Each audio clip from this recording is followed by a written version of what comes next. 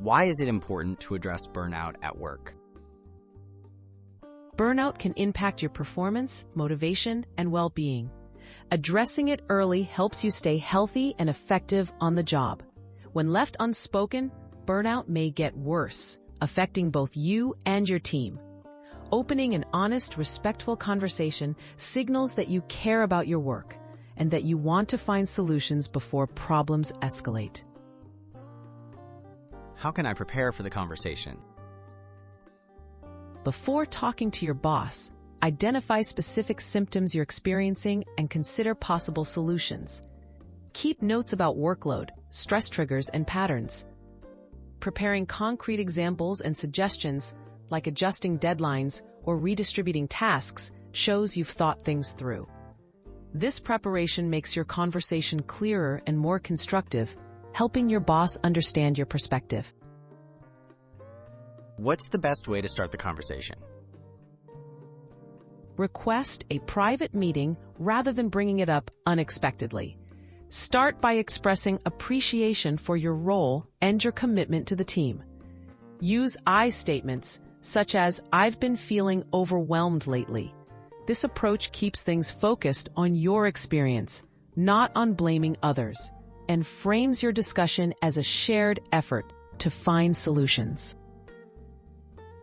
What should I say and what should I avoid? Be honest but professional. Describe your challenges without venting or sounding negative. Focus on facts. For example, mention specific workloads or deadlines that are unmanageable. Explain how burnout affects your productivity. Avoid ultimatums or emotional language and steer clear of complaints about coworkers.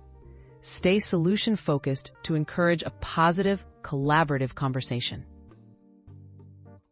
Will speaking up jeopardize my job? It's natural to worry, but raising concerns constructively and respectfully is usually seen as a sign of responsibility. Most managers prefer to help employees succeed rather than risk turnover or poor performance. If you're polite, specific, and solution-oriented, you're less likely to face negative consequences. Documenting your conversation can provide extra peace of mind. What next steps should I take after the conversation? After your meeting, follow up with a thank you message summarizing key points. Agree on realistic next steps, whether that's changing deadlines, getting support, or scheduling a check-in. Monitor your situation and communicate progress or ongoing challenges.